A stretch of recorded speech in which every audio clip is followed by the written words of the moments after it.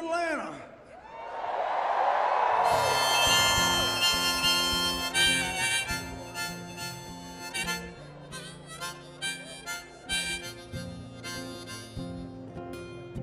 On a rattlesnake speedway in the Utah desert, I pick up my money, head back into town, driving across the Waynesboro County line.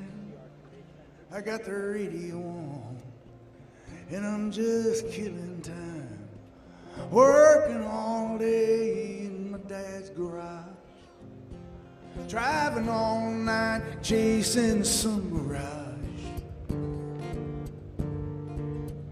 Well, pretty soon, darling, I'm gonna take charge. Well, the dogs on Main Street howl, 'cause they understand. If I could take one moment into my hands, mister, I ain't a boy, no, I'm a man, and I believe in the promised land. Done my best now to live the right way. I get up every morning and go to work each day.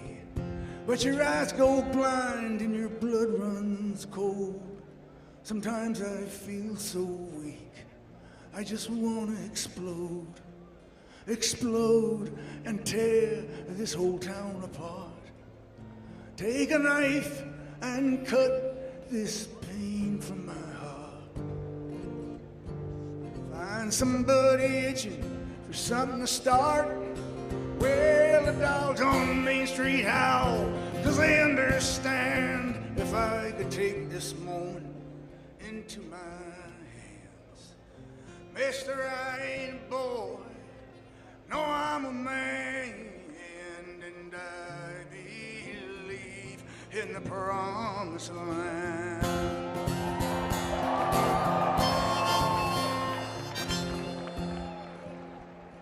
There's a dark cloud rising from the desert floor.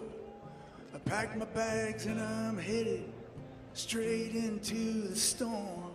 Gonna be a twister to blow everything down that ain't got the faith to stand its ground.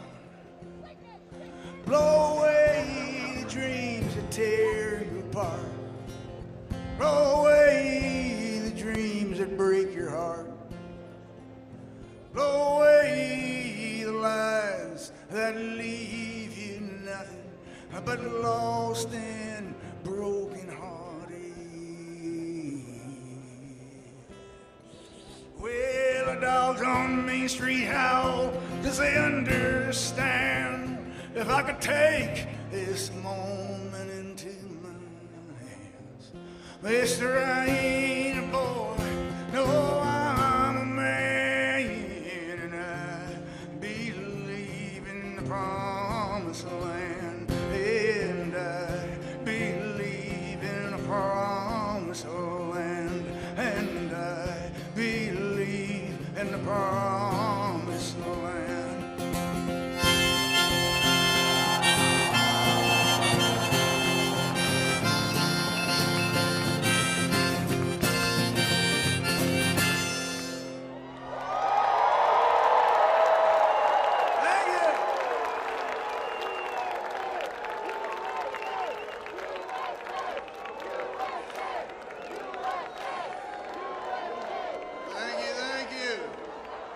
I'm Bruce Springsteen, and I am here today to support Kamala Harris and Tim Walz for President and Vice President of the United States, and to oppose Donald Trump and J.D. Vance. Now here's why. I want a president who reveres the Constitution, who does not threaten but wants to protect and guide our great democracy, who believes in the rule of law and the peaceful transfer of power, who will fight for a woman's right to choose, and who wants to create a middle-class economy that will serve all our citizens. There is only one candidate in this election who holds those principles dear, Kamala Harris. She's running to be the 47th president of the United States. Donald Trump is running to be an American tyrant. He does not understand this country, its history, or what it means to be deeply American. And that's why November 5th, I'm casting my vote for Kamala Harris and Tim Walz. I urge all of you who believe in the American way to join me. Thank you. This is land of hope and dreams.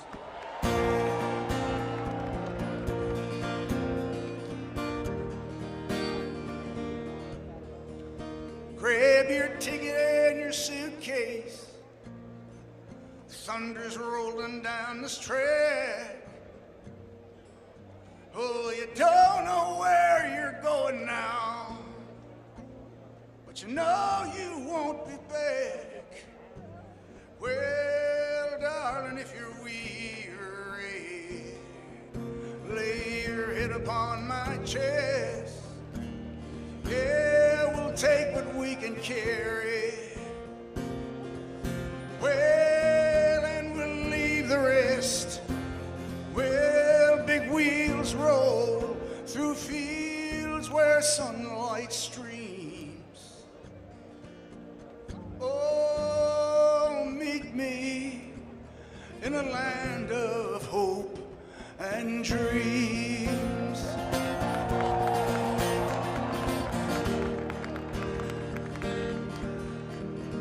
Yeah, well, I will provide for you, and I'll stand by your side, 'cause you'll need a good companion now. Off of this part of the ride, and leave behind your sorrows. Let this day be the last. Oh, tomorrow there'll be sunshine, sunshine. And all this darkness past. Well, big wheels roll through fields where sunlight streams. Oh, meet me in a land of hope and dreams. Well, this train carries saints and sinners. Oh, this train carries losers and winners. Oh, this train carries whores and gamblers. Yeah, this train carries lost souls.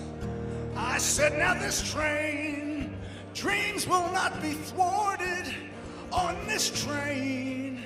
Faith will be rewarded on this train. Hear the steel wheels singing on this train. The bells of freedom ringing.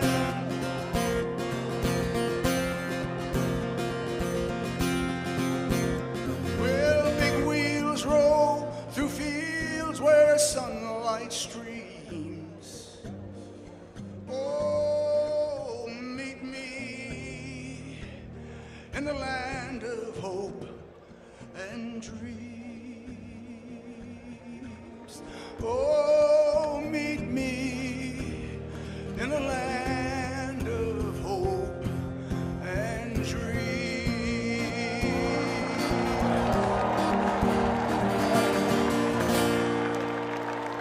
Yes, yes, yes, yes, yes.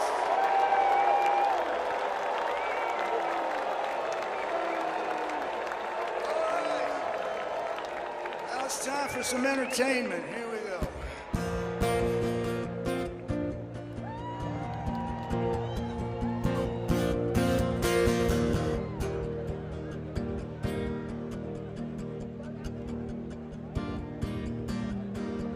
I get up in the evening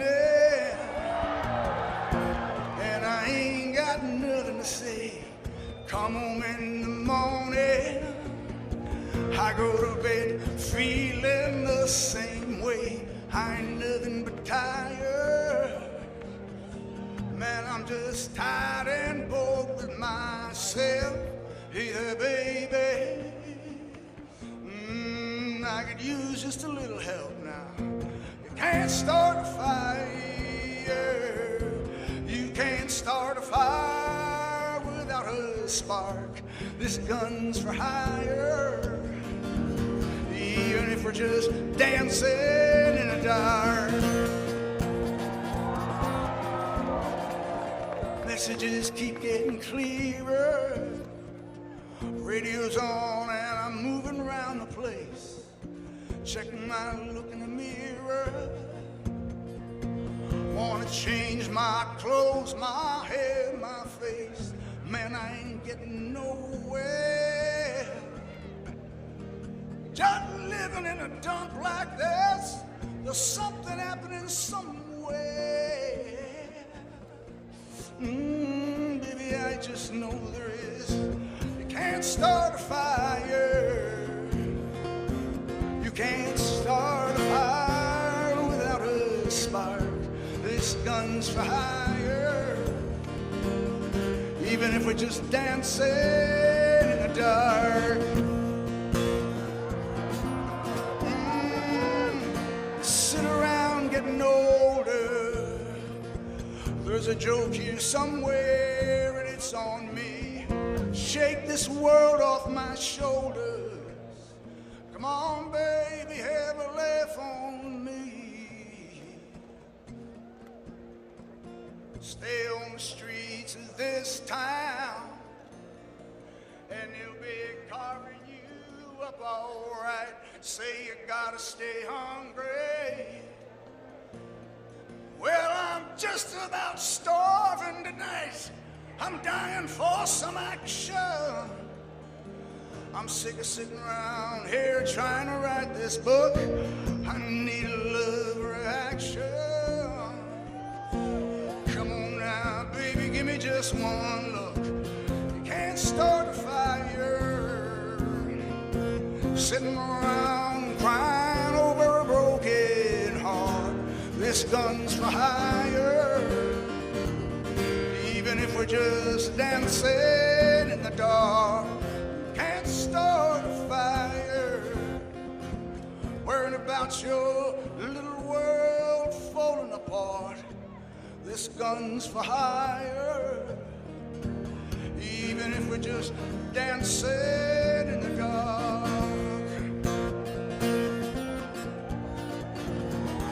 Even if we're just dancing in the dark. Hey.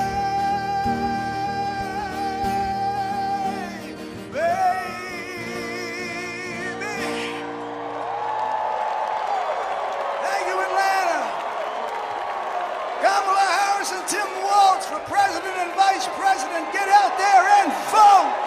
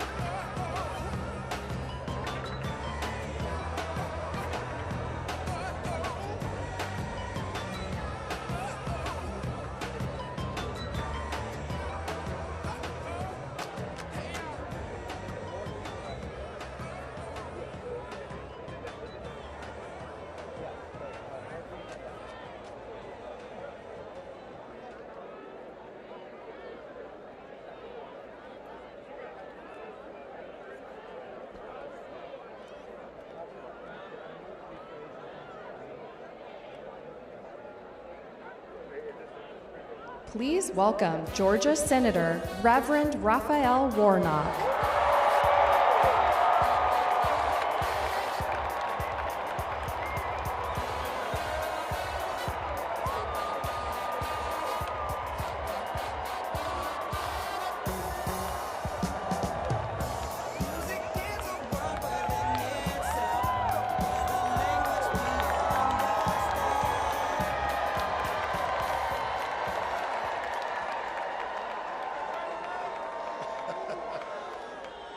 Well, hello, Georgia!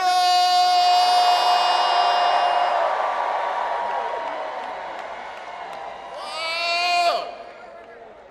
Well, listen, I just landed on a plane back from Battleground, Pennsylvania, but I had to get back to Georgia to welcome the next President of the United States of America, Kamala Harris, and the next Vice President of the United States, Tim Walz, to Battleground, Georgia.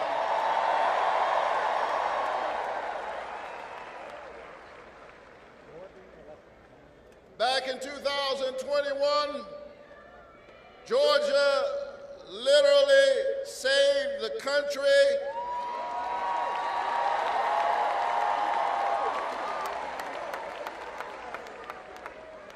and in my best Georgia accent and way, let me say that we're fixing to do it again.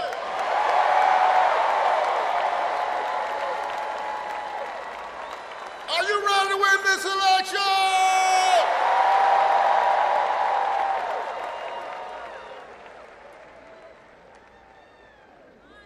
Hear me tonight.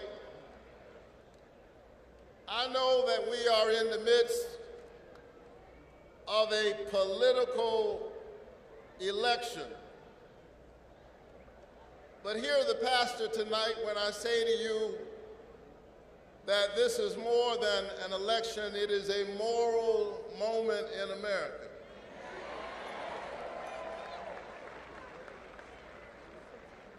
It's really hard to overstate how much is at stake. Here's the thing, we already know who Donald Trump is. That's not what this election is about. It's about who are we.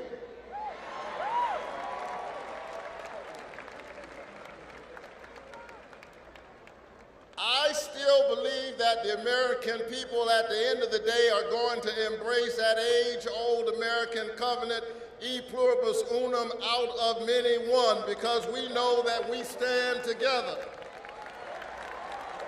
that we are connected, that we need each other, that we need our neighbors, that there are not enemies within. We may have differences of opinion. Earlier today, I was standing with Republicans in Pennsylvania, and then later I was standing with brothers, black men in a barbershop. Earlier before that, I was standing with students. The truth is, we need everybody. We need all hands on deck. Are you ready to show up?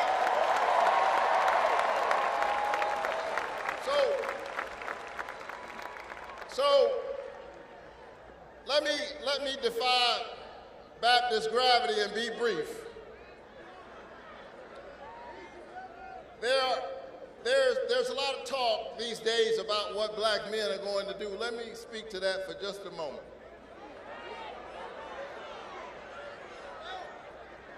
Let me say that I do not believe that there's going to be this wave. I do not believe that significant numbers of black men are going to vote for the likes of Donald Trump.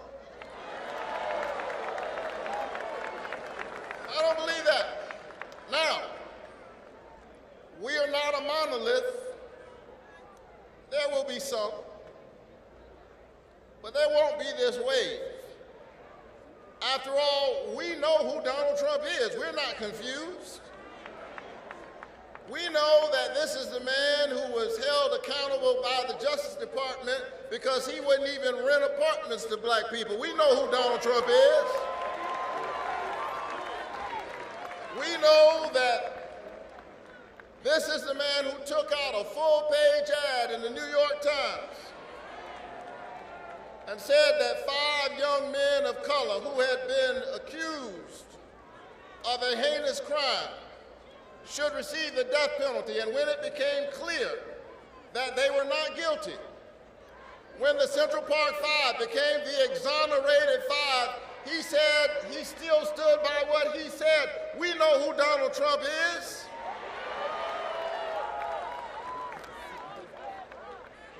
This is the man who entered into the political arena on a racist birther lie that the first African-American president was not born here. We know what he was up to. He was trying to say, you're not one of us. But I believe that the American people will reject this hatred, will reject this bigotry. We understand that we are one people. Are you ready to stand together and win this election? Are you ready to stand on behalf of truth and righteousness and justice?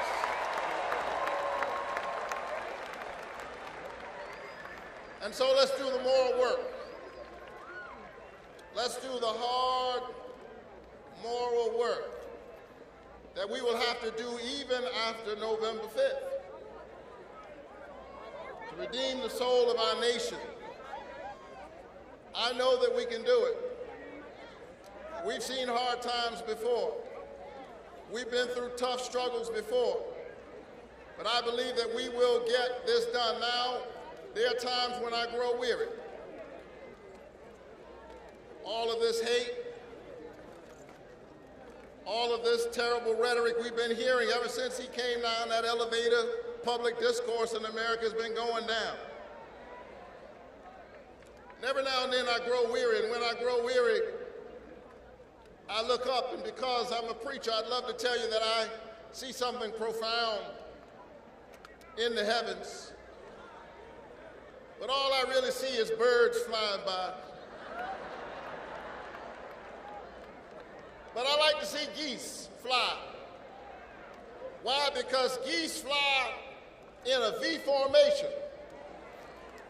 And the one out front who is getting all the glory and all of the sunlight, the wind on his face, believe it or not, the one out front is actually working the hardest. But what I like about geese is that when the one out front finally gets tired, he just moves further back in the formation, and when he moves back, she moves up and takes his place.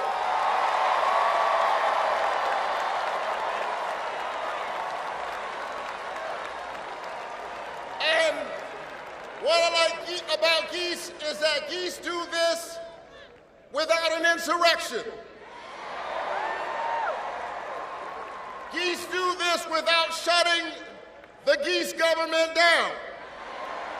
That's because geese understand that my individual location is not as important as our collective destination. We are one people. Let's stand together. Let's rise together. Let's win this American moment together. God bless you.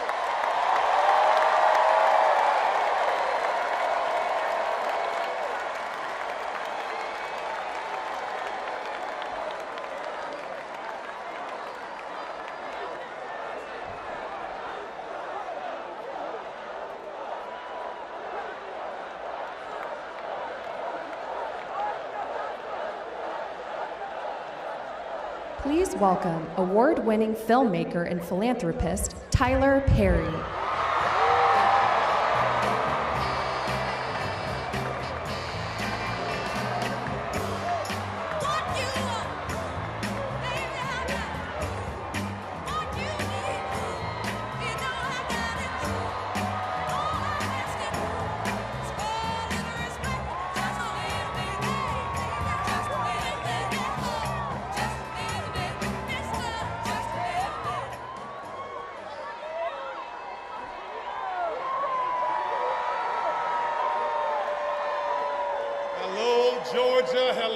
hello, hello. I got to tell you, I've been a resident here for a little more than 30 years, so I know a few things about Georgia. What I want to share with you today is that this is where I found the American dream for myself. And lately I found myself having my feet in two different worlds. One where I'm talking to very wealthy people at their table, and then I come to work and I'm talking to people who work for me about everyday problems and everyday issues. So it puts me in a very, very peculiar spot to be able to talk to you. And I'm grateful for that, having my feet in both those worlds, because I still remember what it was like to stand at the Winn-Dixie on Buford Highway and have $20 and try to figure out, how do I make this meal work for the week? I know what it's like to have my landlord knocking at the door and I'm in the bed hiding because I don't want him to knock on the door because I know he has an eviction notice. I know what it's like to be homeless here in Georgia. I know what it's like to have to scrape up enough money to get to stay at a pay-by-the-week hotel off of Buford Highway. I know what it's like. I know what it's like to sleep in my car wrapped in my grandmother's quilt because I had no place to go. I know what it's like to come from work and walk outside and realize that my car has been repossessed. So make no mistake, I know and I remember how hard it is, and I remember the struggle, and I also know, hear me, how expensive it is to be poor. But I also believed in an American dream. And when I was coming here to Georgia, I was looking for inspiration, and there was this show called Lifestyles of the Rich and Famous. And there was a man on there that I really admired, I looked up to.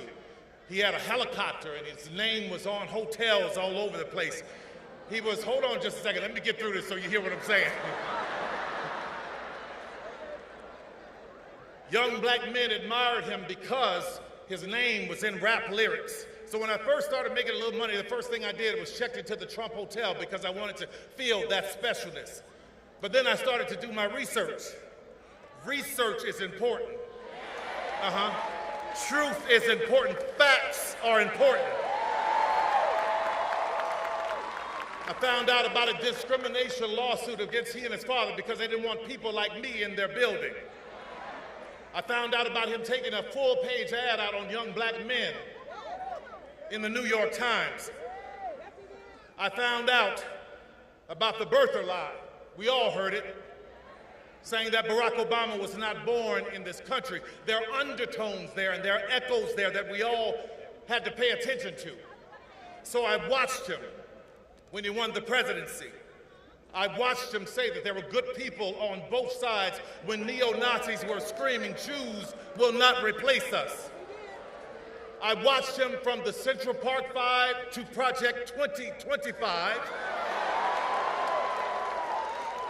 And what I realized is that in this Donald Trump America, there is no dream that looks like me. We want a president who believes that this American dream is for everyone. And that president is Kamala Harris.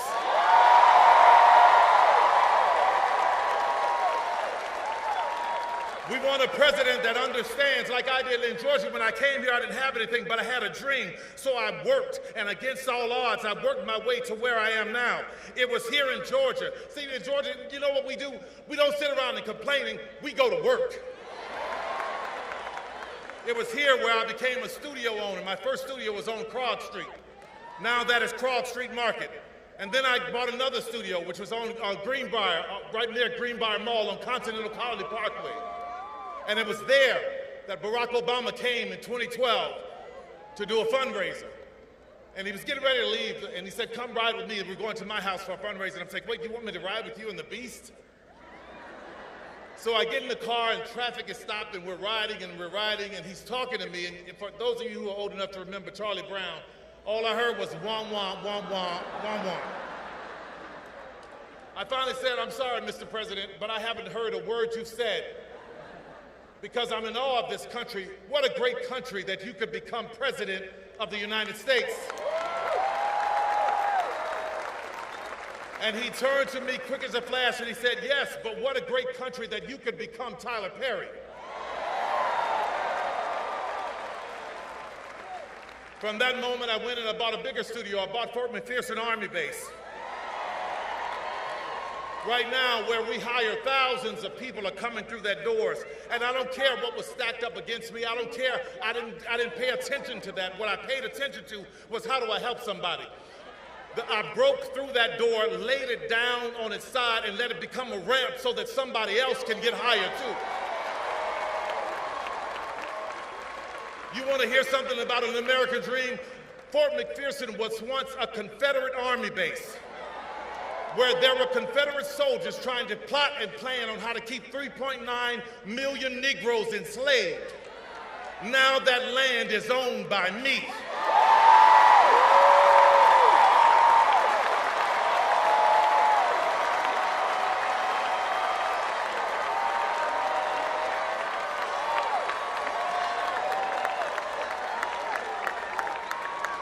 Let's talk about an American dream. It's seniors working so hard and working hard and seniors working hard. And what I realized when I bought it, that seniors around, their taxes were going through the roof. So what I did was, I was like, no, you're not gonna come here and take these seniors' houses. I paid everybody's taxes off for years so that they can keep their houses. When an 85-year-old woman in Coweta County lost her house to a fire and wanted a place for all her grandkids, I rebuilt that house for her. Most recently, I saw in the AJC a story where there was a woman who hired this contractor and he gutted her house and left her there with nothing. She was living in a house with no plumbing and no walls for years. I rebuilt that house for her. Why am I telling you this? I'm not telling you this to be bragging. What I'm telling you about it is, what I want you to understand is I have compassion for our seniors. So when a candidate says that we have lowered the cost of insulin to $35 for seniors, that candidate has my vote. I put many kids through college, and recently there was a family, a woman who was murdered by her husband, and she had 3 kids that were college age. I put all those kids through college. So when I hear a candidate say, we are going to do what we can to reduce student loan debt, that is a candidate that I can stand with. I stand with a candidate who has an American dream for everyone. She stands with us. And she has an American dream for our children. And let me tell you something about the children. I don't know if you remember, but her DNC speech was great, right? But there's a moment that you may have missed. When the cameras were rolling and she was walking around and the balloons are falling and confetti's falling, I'm watching her smile and wave. Her family comes out. But there are 2 little girls on the stage. And I see her constantly making sure they're okay, not getting too close to the edge. That's what you want. See, the little things will tell you about the heart of a person.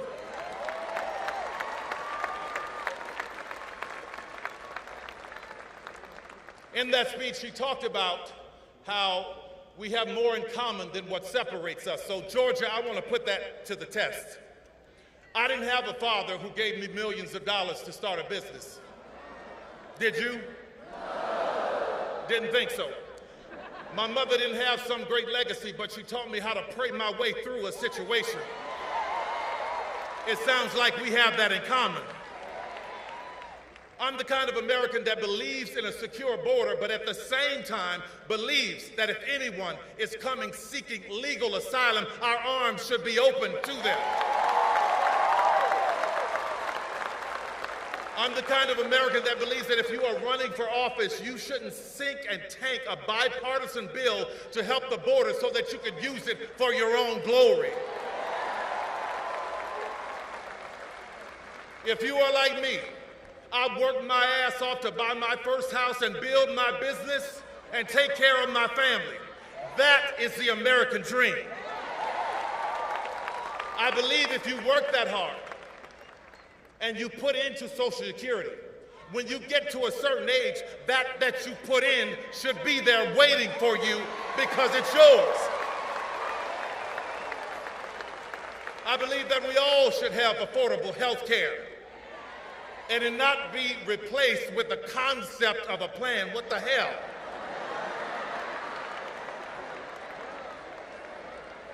I'm the kind of American that believes that no matter what your party, we ought to be able to sit down and have civil conversation so that we can work toward a solution, the same as I do with our governor, Brian Kemp. I'm the kind of man that believes, I'm the kind of man that believes that the government nor a man should be telling a woman what she can and cannot do with her body.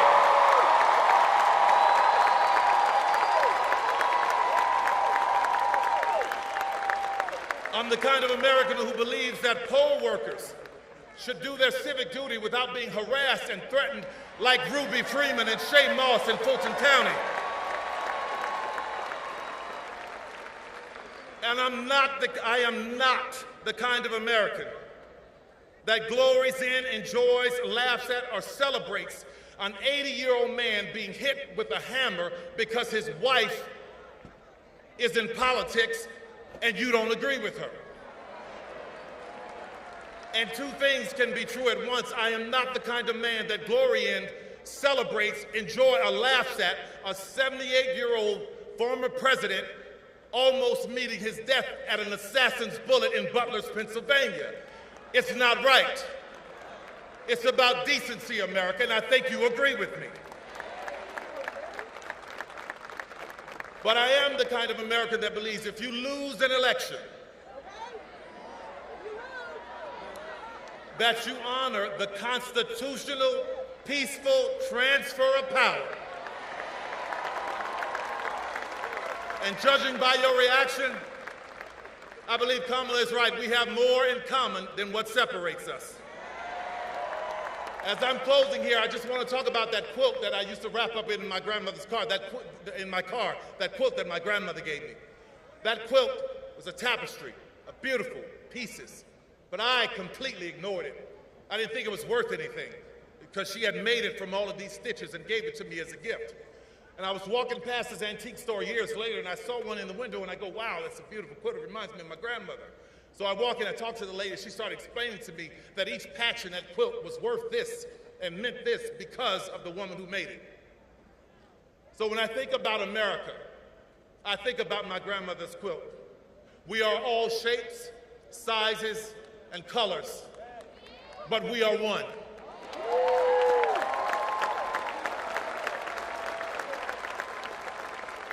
And it was so important for me to stand with a candidate who understands that we as America, we are a quilt. And I could never stand with a candidate who wants America to be a sheet.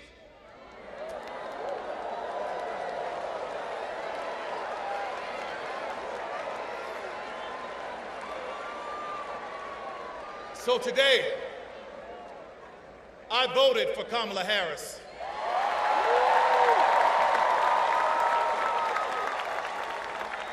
And Georgia, it was only about 11,400 votes that separated Trump and Biden. So every vote counts. So I stand here, full-throated, with my full chest, begging you, imploring you, let's get out and make Kamala Harris the 47th president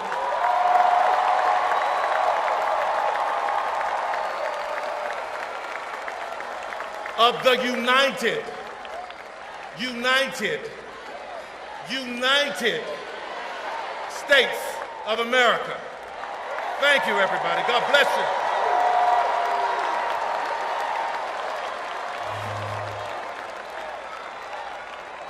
I'm done with all I have to say except one thing. That man who was in the beast with me,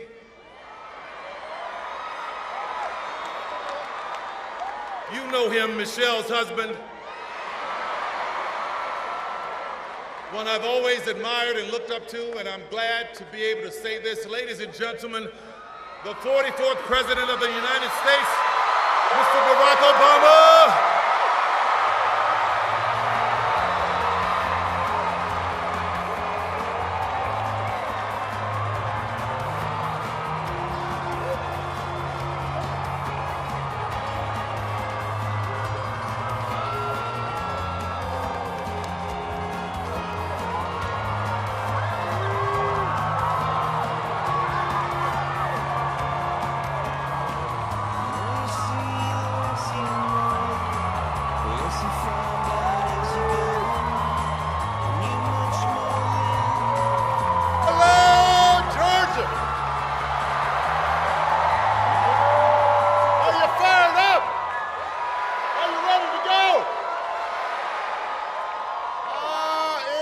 good to be back in Georgia. Good to be back in Atlanta. And this is quite a lineup you've had here. You got my buddy Bruce Springsteen. You got Tyler Perry. You got a couple of guys from those Capital One commercials. If that doesn't get you fired up to vote, I don't know what will. Now, you've heard this already. I am going to repeat it. We are going to keep repeating it. Here in Georgia, early voting has already started. So if you have not already, go vote. Return your absentee ballot. If you're going to vote, remember to bring your photo ID. If you need to figure out where to go to iwillvote.com/GA, and then you get your friends and you get your family to make a plan to vote. Because together we have a chance to choose a new generation of leadership in this country and start building a better and stronger and fairer and more hopeful America. Now, I love you too.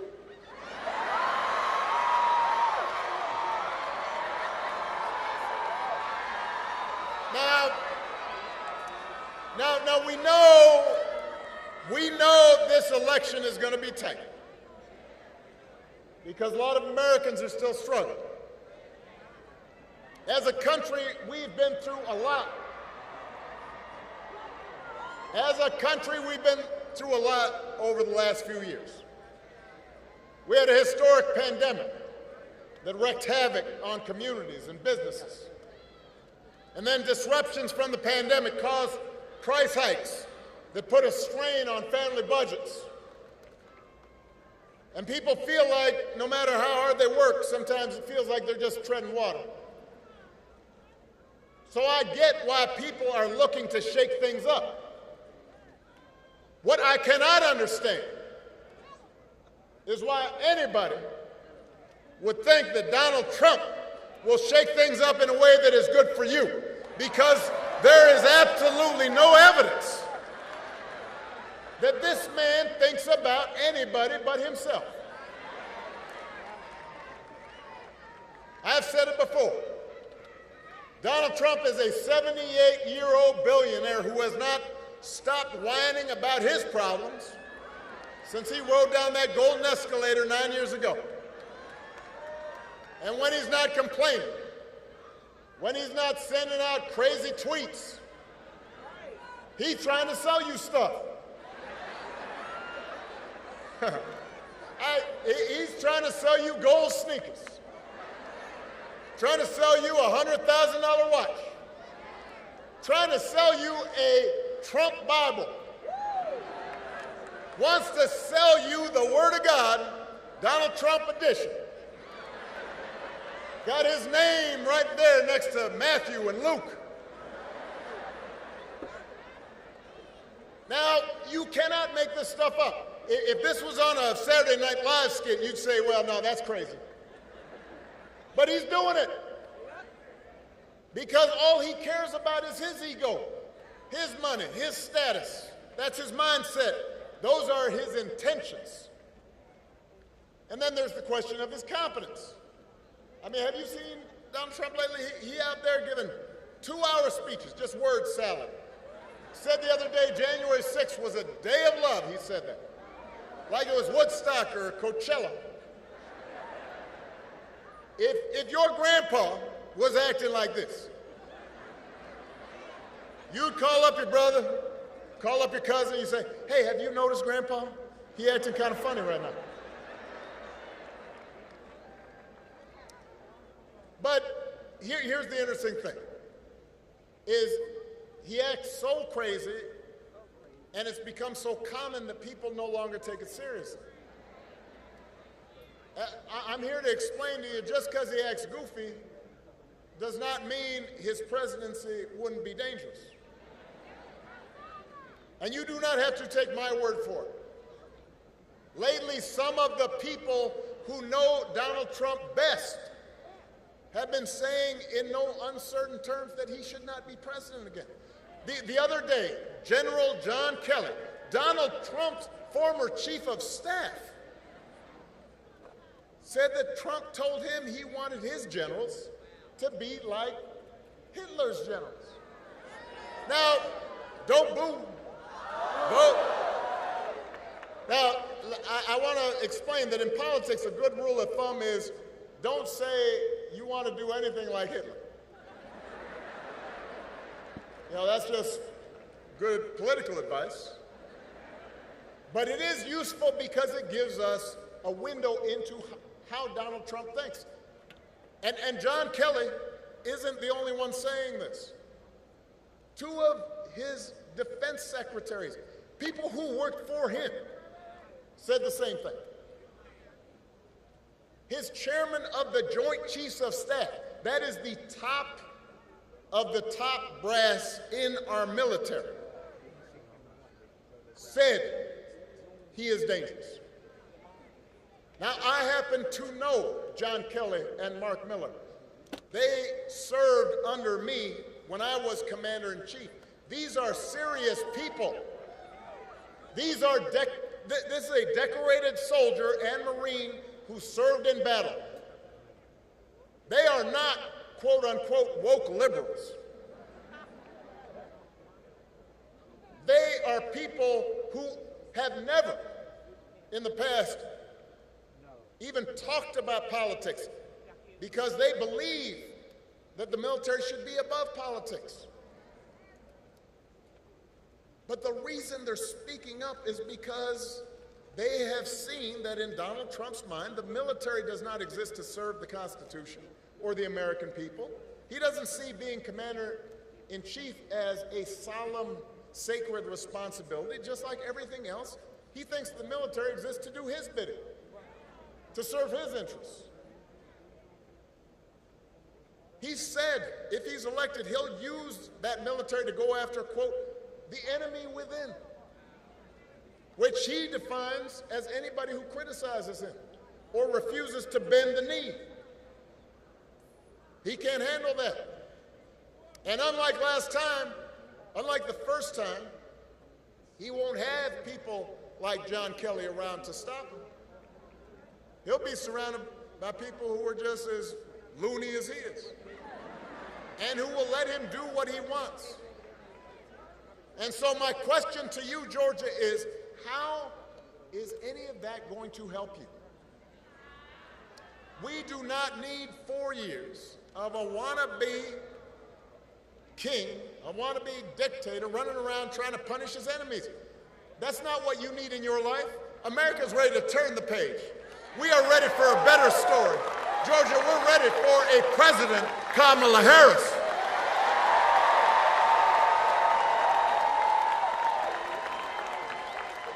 And the good news is that Kamala Harris is ready for the job. This is a leader who has spent her life fighting on behalf of people who need a voice, who need a champion. Kamala wasn't born into privilege. She was raised in a middle-class family. She worked at McDonald's when she was in college to pay her expenses. She didn't pretend to work at McDonald's when it was closed for a photo op. She actually cares what people are going through because she's seen it in her own family, in her own life.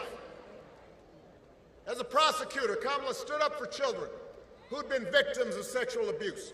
As Attorney General of California, fought the big banks and for-profit colleges, secured billions of dollars for people after they'd been scammed. After the home mortgage crisis, Kamala pushed me and my administration hard to make sure homeowners got a fair settlement. It didn't matter that I was a Democrat, that she had knocked on doors for my campaign in Iowa. She was not going to let anybody stop her from winning as much relief as possible for families who deserved it. So the point I'm making, if you elect Kamala Harris, she will not be focused on her problems, her ego, her money. She's going to be focused on you. She's going to be focused on you. Kamala understands that too many folks here in Georgia and across the country are struggling to pay the bills. Now, understand, wages are steadily growing. Unemployment is low. Inflation is finally slowing. But we all know the price of everything from housing to health care to groceries is still too high. And it hurts. She understands that. The question is, who's really going to do something about it? So Donald Trump's plan is to give another massive tax cut to billionaires and big corporations.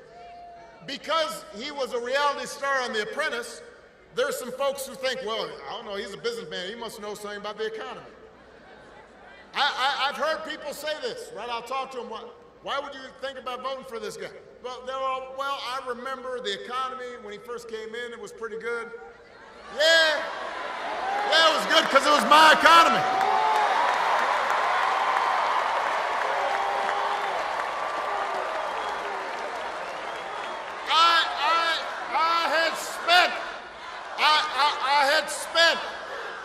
I had spent 8 years cleaning up the mess that the Republicans had left me.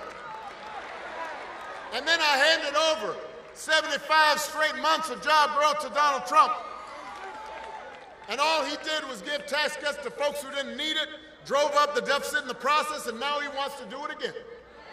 You can't give him credit for that.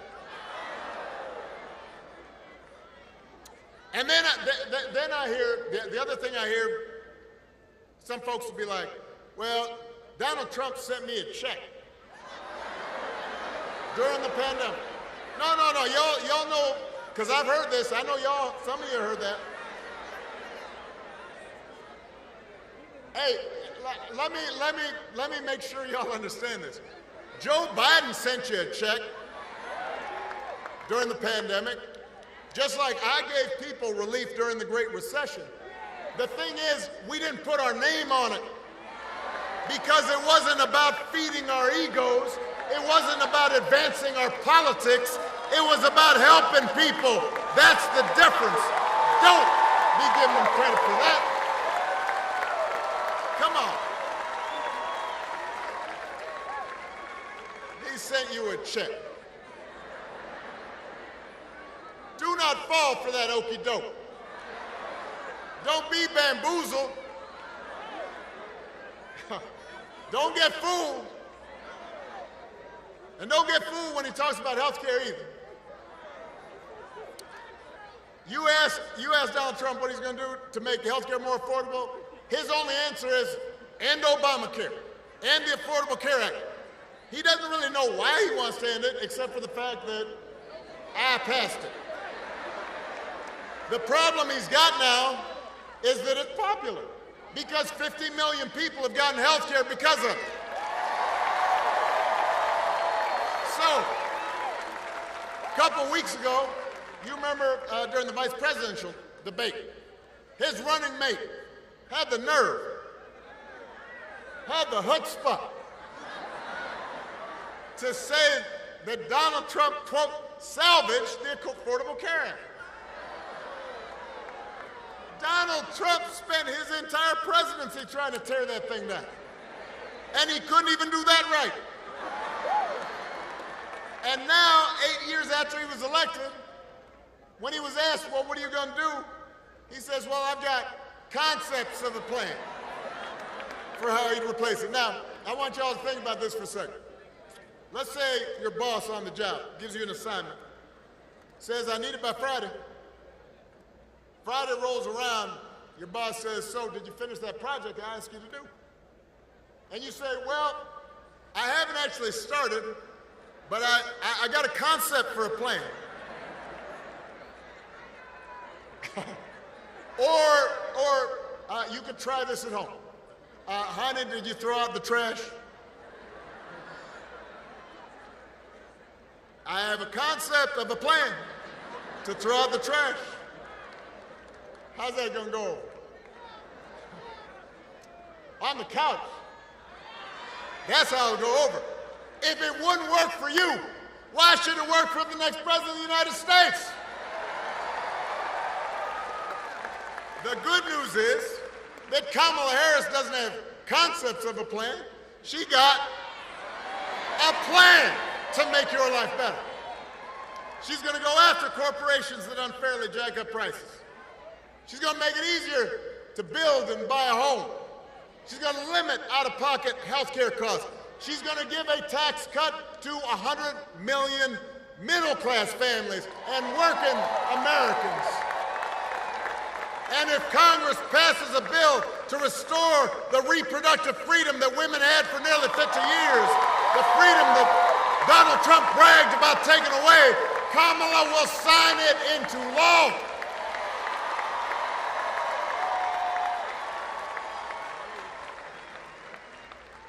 It's an example of how elections matter. And I have to say, I get why folks get frustrated with politics. I do too sometimes. I don't watch cable news. Because sometimes I get why people block it out. It just seems like everybody arguing and fussing. But I always tell people, look, politics, it's not going to solve all your problems.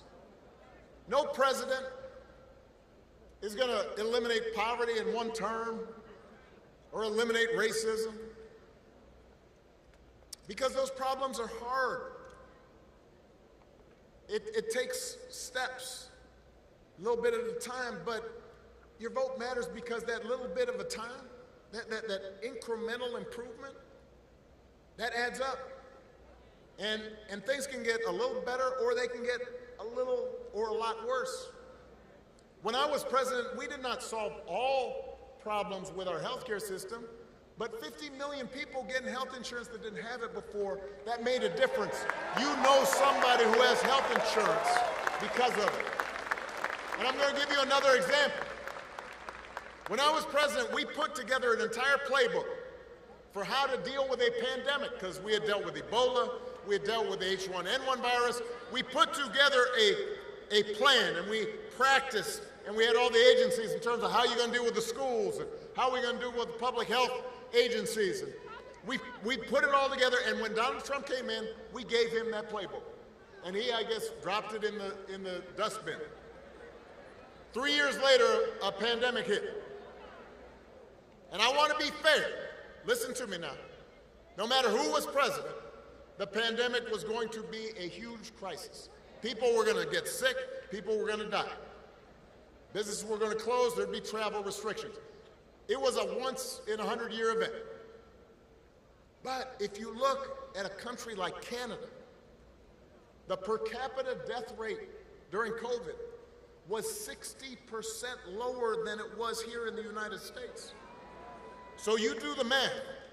Over 1 million people died during the pandemic here in the U.S. 60% of over 1 million, that's 600,000 people. That's grandparents. That's aunts. That's uncles, parents, co-workers, friends. Everybody here was touched by it. Some people might have been alive if we had had a competent administration who was paying attention and trying to do things better instead of talking about injecting bleach into your arm. Now, you remember that if somebody tells you, it doesn't make a difference. It will not make things perfect, but it does make a difference. To have somebody who is competent, somebody who sees you, somebody who respects you, somebody who cares about you, somebody who understands your dreams. And you need to remind folks who are still on the sidelines that the election is about more than just policies. It's about values, and it is about character. Some of you know when I was growing up, I didn't have a father in the house. But I did have people around me, stepfather, grandparents, teachers, coaches, and most of all, my mother, who tried to teach me the difference between right and wrong, who showed me what it meant to be honest and responsible, to work hard, to treat other people the way I wanted to be treated. And look, I was a knucklehead sometimes when I was a kid, and I didn't always live up to those values, even as a young adult. But over time, I internalized those values. And as an adult, I said, this is what I need to stand on. This is my foundation. And I suspect most of you grew up the same way. And one of the most disturbing things about this election and about Trump's rise in politics is how we seem to have set the values we were taught aside, how we seem to disregard them, how we pretend they don't matter. When Donald Trump lies about hurricane aid, you've got a hurricane in North Carolina, people desperate, and he and his vice presidential candidate deliberately circulate rumors that that money's being given to illegal aliens, illegal immigrants, as opposed to people who are desperate.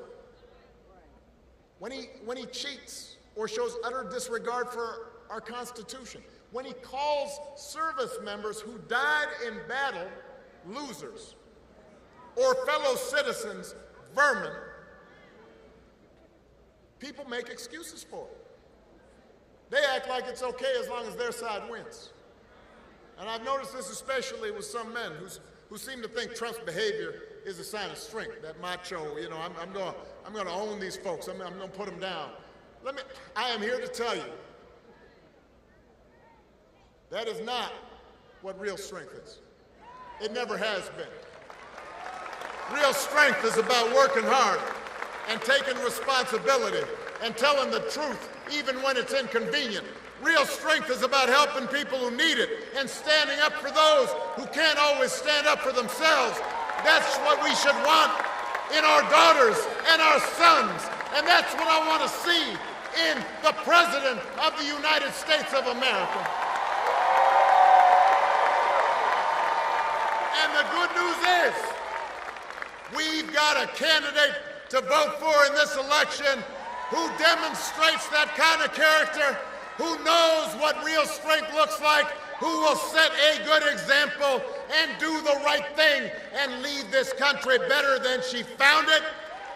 That is what this election is about. And that is why it is my honor to introduce my friend, the next President of the United States of America, Vice President Kamala Harris.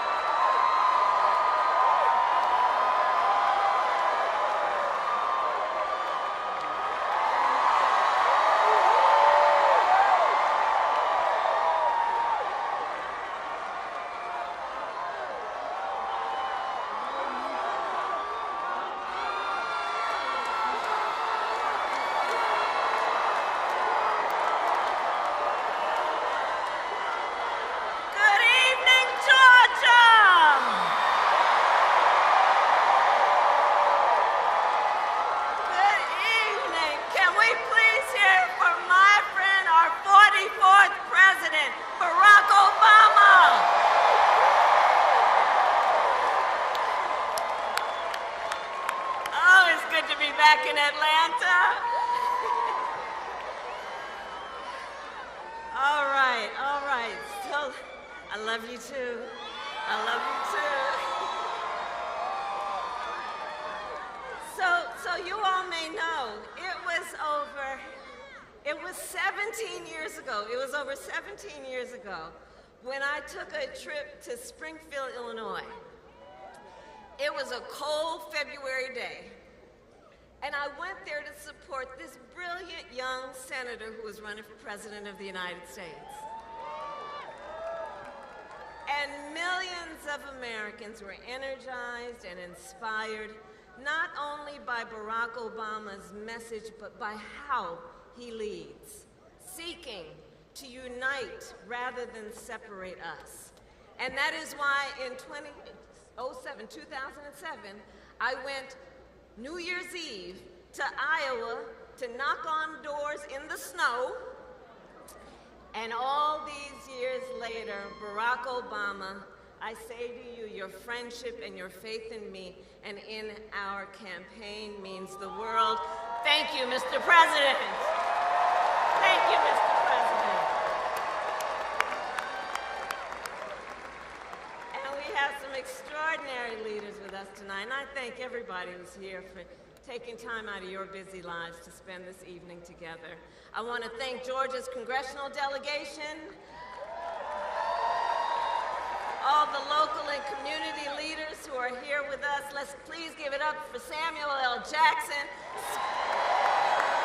Spike Lee, Tyler Perry,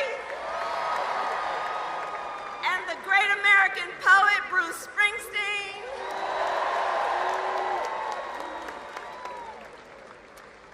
So Atlanta, before I was Vice President of the United States, before I was a United States Senator, and before that a two-term Attorney General for the state of California, and before that a district attorney and a courtroom prosecutor. And in those roles, I took on perpetrators of all kinds: predators, fraudsters, and repeat offenders.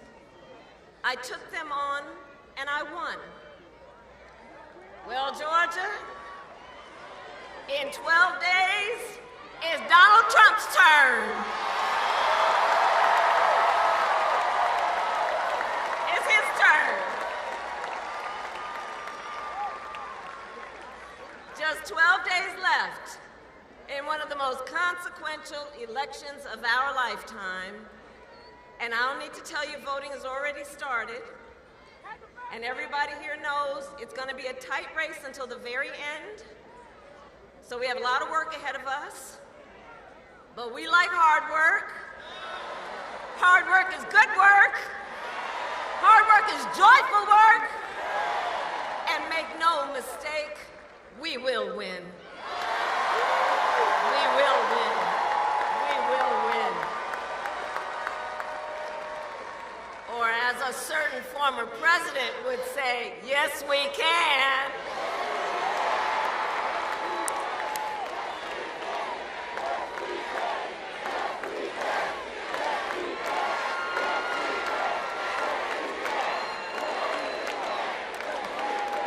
Yes, we will, and yes, we can. And here's why we're going to win. We are going to win because we together are fighting for the future. We are fighting for the future. We here understand we have an opportunity before us to turn the page on the fear and divisiveness that have characterized our politics for a decade because of Donald Trump. We have the opportunity to turn the page and chart a new way and a joyful way forward. A way that taps into the ambitions, the aspirations, the dreams of the American people.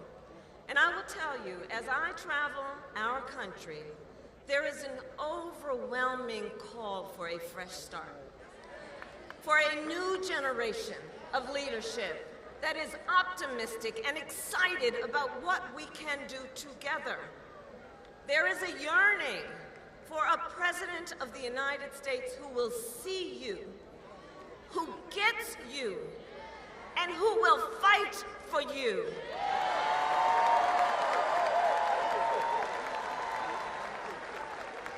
In my whole career, I have put the people before partisanship. I never once asked somebody, are you a Democrat or are you a Republican? Instead, I always asked, how can I help you? And that is a major difference between Donald Trump and me, and between the two very different, extremely different visions that he and I have for our nation. One, his focused on the past and himself. The other, ours, focused on the future and you. Together, we will build a future where we bring down the cost of living, and that will be my focus every single day as President of the United States.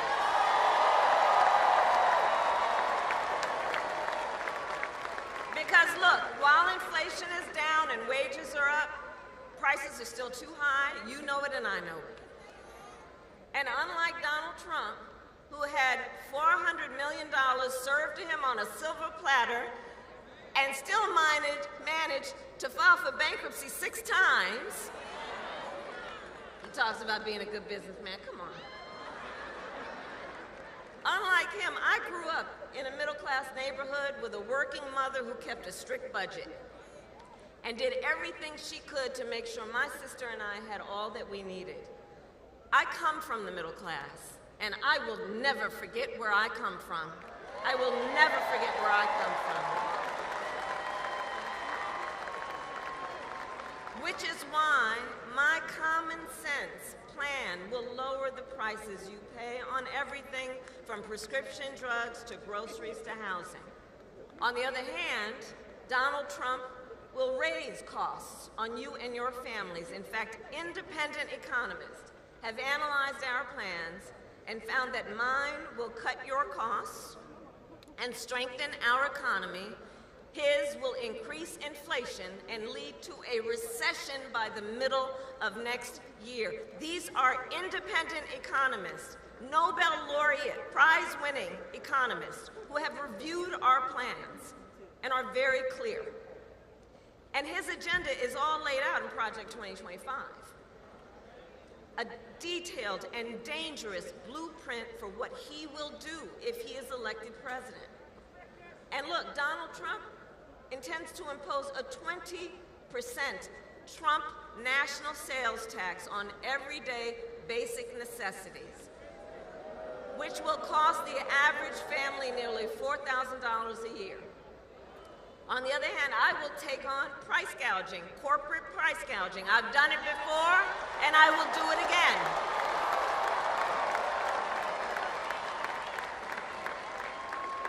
Donald Trump will give massive tax cuts to billionaires and the biggest corporations, exactly like he did the last time he was president.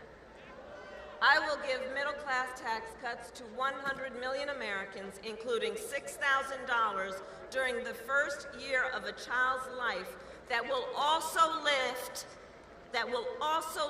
America's children out of poverty.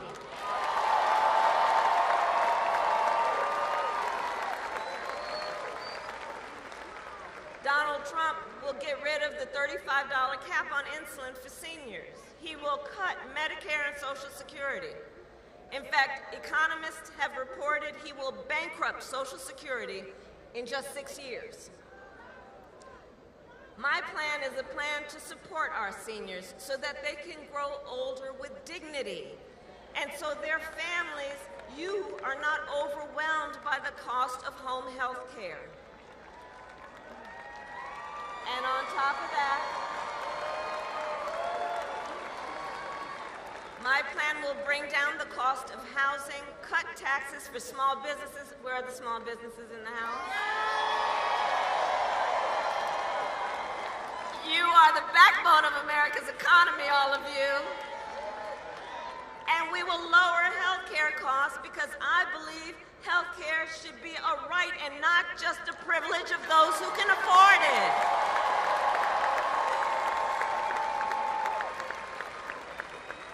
Donald Trump, on the other hand, intends to end the Affordable Care Act, or like we like to call it, Obamacare. And he wants to take us back to when insurance companies had the power to deny people with pre-existing conditions. Well, we are not going back. We are not going back. We're not going back.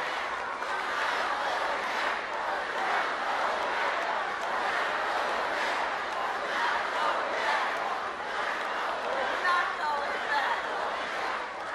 No because we will move forward, and it is time to turn the page.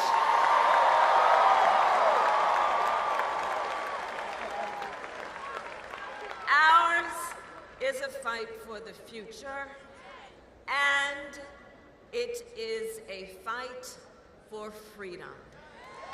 For freedom, like the fundamental freedom of a woman to make decisions about her own body and not have her government tell her what to do.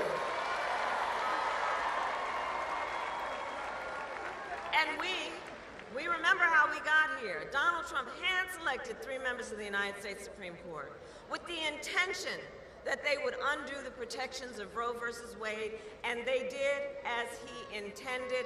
And now, in America, 1 in 3 women lives in a state with a Trump abortion ban. I don't need to tell the folks here, except for Virginia, in every state in the South, including Georgia, there is a Trump abortion ban. Many with no exceptions, even for rape and incest. And let me tell you, the idea that someone who survives a crime of a violation to their body would be told they don't have the authority to make a decision about what happens to their body next, that is immoral. It is immoral. It is immoral.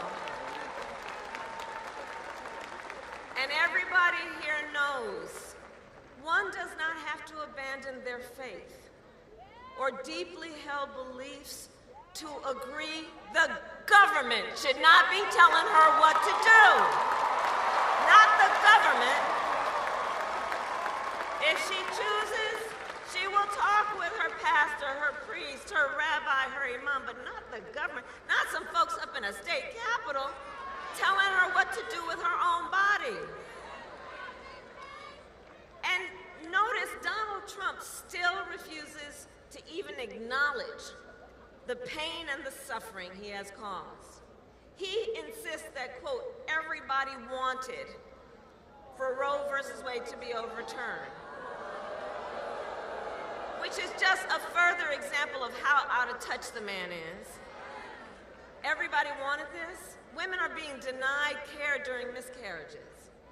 Some only being treated once they develop sepsis. They didn't want this. Couples just trying to grow their family have been cut off in the middle of IVF treatments. They didn't want this. Women have died because of these bans, including a young mother of a 6-year-old son right here in Georgia. Her family is here with us tonight, and we speak her name, Amber Nicole Thurman.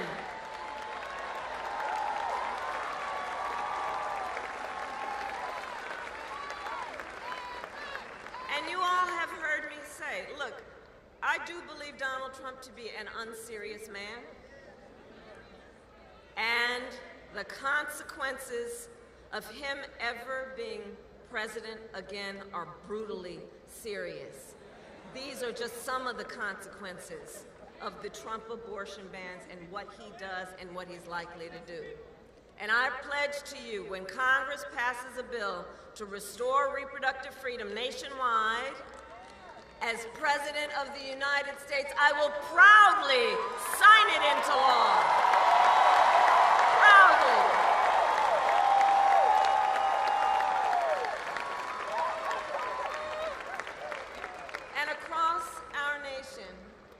Witnessing a full-on assault on other hard-fought, hard-won freedoms and rights, fundamental freedoms and rights, like Georgia knows, attacks on the freedom to vote, attacks on the freedom to be safe from gun violence, the freedom to breathe clean air and drink clean water, the freedom to love who you love openly and with pride.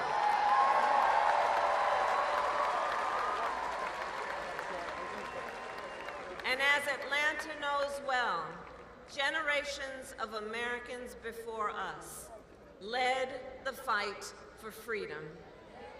And now, the baton is in our hands. It is in our hands. And so I'd like to speak in particular to all the young leaders that I see here this evening. I see you. I see you. I see you. And to you I say, you all have grabbed the baton. I've seen what you do, and I see how you are doing it, because you are rightly impatient for change. You, who have only known the climate crisis, are leading the charge to protect our planet and our future. You, young leaders who grew up with active shooter drills, are fighting to keep our schools safe. You, who know now fewer rights than your mothers and grandmothers, are standing up for reproductive freedom. And I know it is because for you, I say to our young leaders, this is not theoretical. This is not political. This is your lived experience. And what I love about you is you are not waiting for other people to figure this out. So I see you and I see your power, and I know so many of you are voting for the first time and know that our future is so good with you all at the helm. And I'm so proud of you. Can we hear it for our young leaders and first-time voters?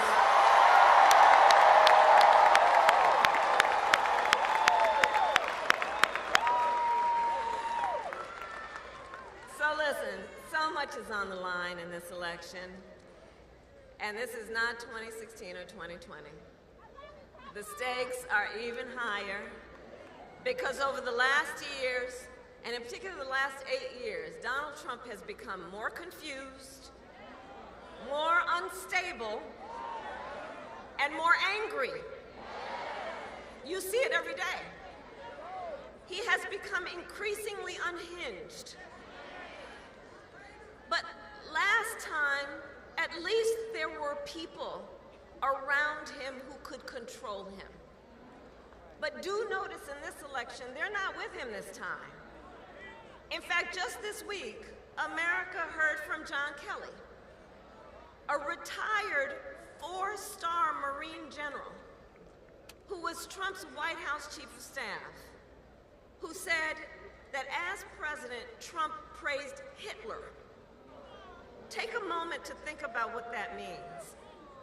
That Trump said, quote, Hitler did some good things. And that Trump wished he had generals like Hitler's, who would be loyal to Trump and not to America's Constitution. This is not 2016 and it is not 2020. Including because just a few months ago, the United States Supreme Court told the former president that he is effectively immune no matter what he does in the White House. Now just imagine Donald Trump with no guardrails. He, who will claim unchecked and extreme power if he is reelected, who has vowed that he will be a dictator on day one, who calls Americans who disagree with him, I'm going to quote, the enemy from within. You know what that harkens back to? He's calling Americans the enemy within, who says that he would use the military to go after them. And he who has called for the, quote, termination of the Constitution of the United States. Let us be very clear. Someone who suggests we should terminate the Constitution of the United States of America should never again stand behind the seal of the President of the United States of America. Never again. Never again.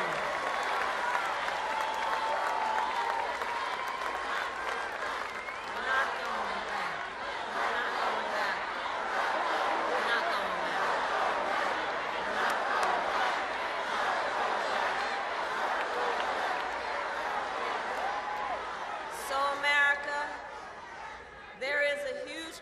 contrast in this election, just imagine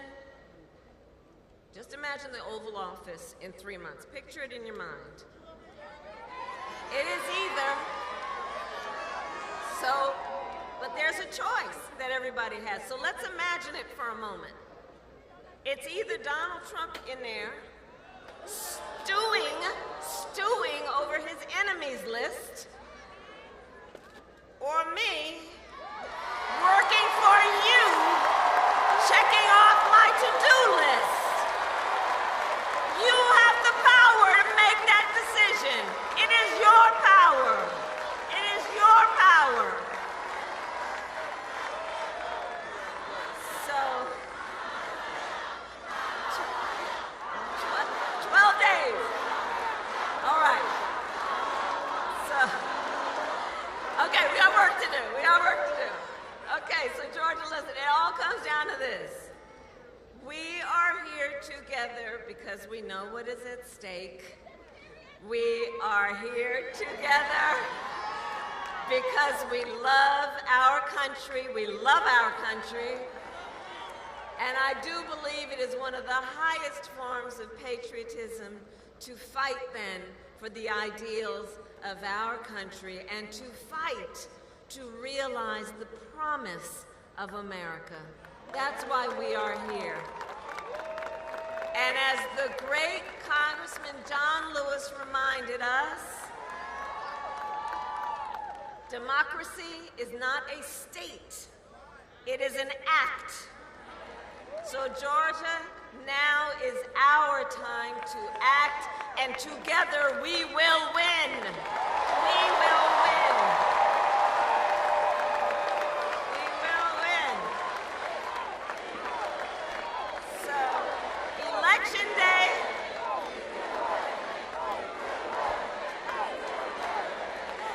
So, Election Day is in 12 days, okay, 12 days.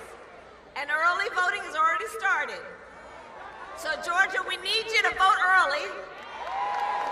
Please vote early. Go to iwillvote.com to get all the information you might need.